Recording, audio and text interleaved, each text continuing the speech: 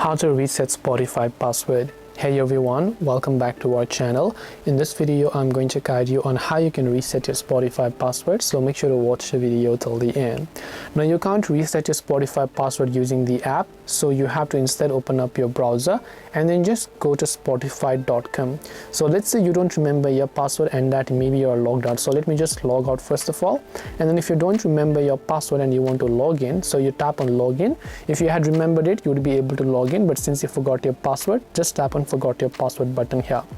Then all you have to do is simply make sure to enter the email address associated with your Spotify account. Tap on the send link option. It will send a link to you which is on your email, so make sure that you have access to that particular email account. Then when you tap on that email, you'll be taken to the page where you can simply go ahead and then reset your Spotify password by entering a new password without having to remember your old password.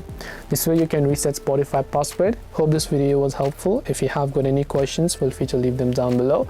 Thank you for watching till the end and see you soon in the next video.